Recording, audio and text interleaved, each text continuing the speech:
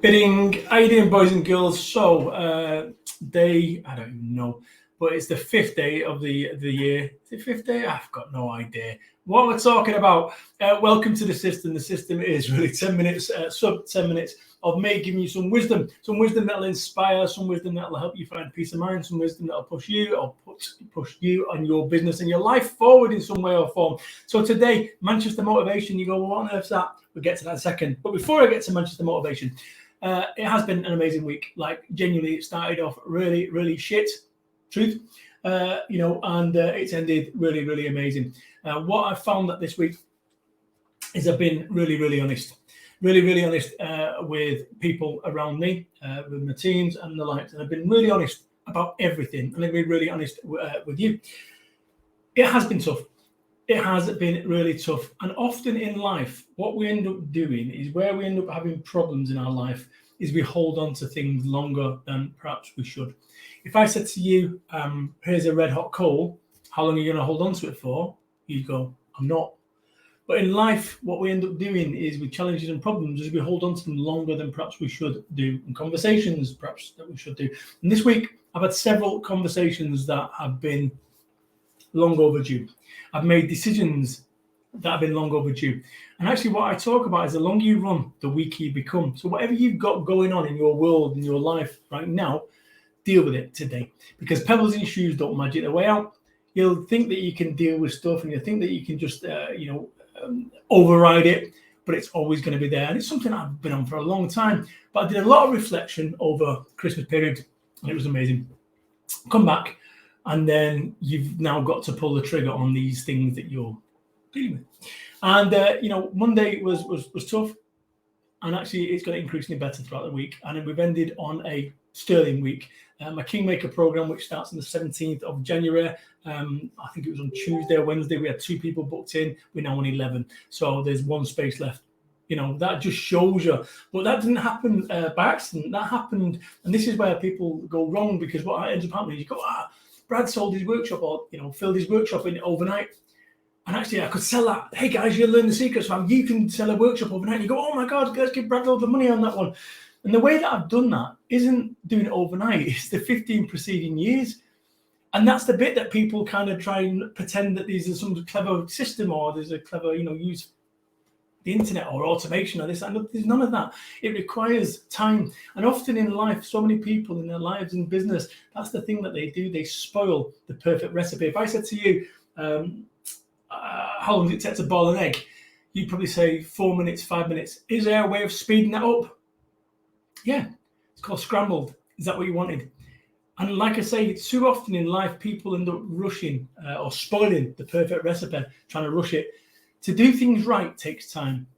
And I think that more than ever, having gone through this last 20 odd months, me, have been trying to move fast and assertively in an environment which was different.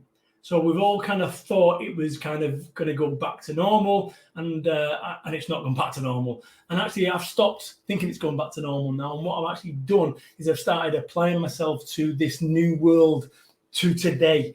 Not some big picture about what we're going to do, but today. What can I do today to make a difference to my life and my world and my business today? And that's what question I'm going to ask for you. And I'm also going to get into this thing, that this whole title piece is Manchester Motivation.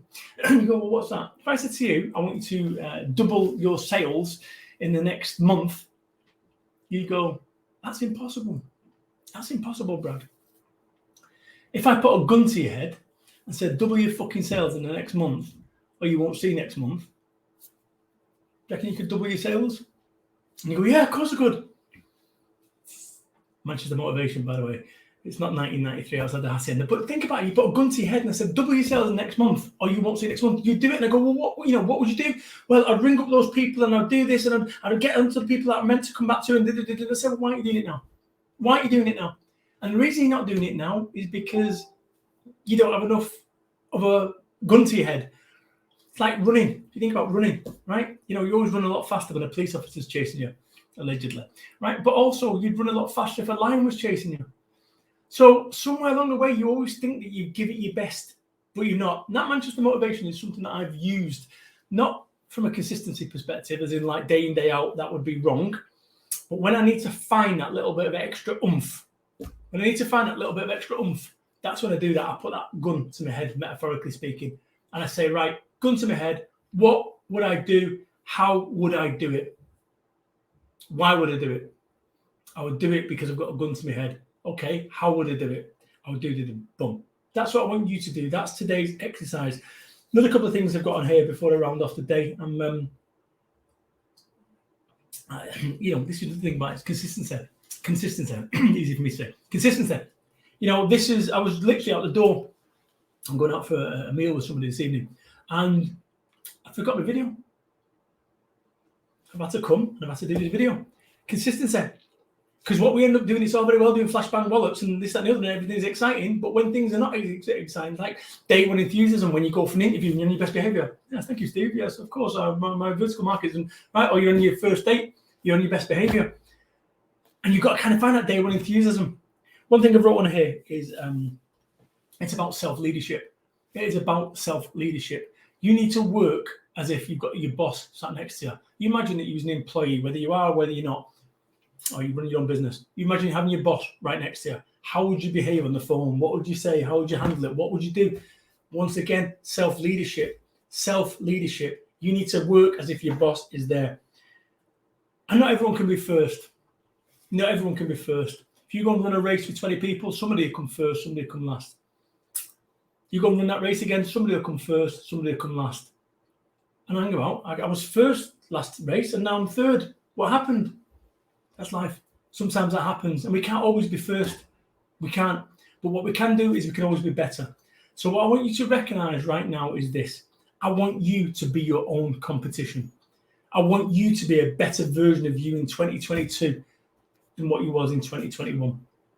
That's the competition that you need to do. And you need to recognize that there's a reason that racehorses don't wear blinkers. They don't give a toss about the competition. And that's what you need to do. And I said this before, that you'll never be the market leader copying the market leader. If you want to be innovative in 2022, genuinely innovative, be innovative. Brad Burton, look at me, tattoos and so forth. And people go, people started copying the look, if you see what I'm saying, t-shirts and jeans and more. And I actually believe, I had a conversation with a friend of mine. I said that I believe that I changed the networking space and I made it slightly less formal. When I first came into it, it was all suited and booted. And actually, you look at it now, it's changed. I honestly believe that I had that impact on that. So anyway, other side. So the point I'm making is this, that you can be innovative. But just saying you're innovative doesn't make you innovative. Saying you're authentic, heart-centric, thought leader doesn't make you any of those things. Right? I've never used the word authenticity other than to take the piss in my life, right? And yet I'm the most authentic person ever. You don't need to do that. By default, that assumes that everyone's unauthentic, which is a really cynical place to be for people who are wrapped up in abundance. Anyway, listen, that's my musings for the day. Hopefully you found something in that. I will be back tomorrow. It is Saturday, but I will be back tomorrow. And I'm just going to be sharing these things. This is the system. The system is intended to short 10-minute videos, intended to help you, your life, your business, kind of process the world and get through this, whatever this is.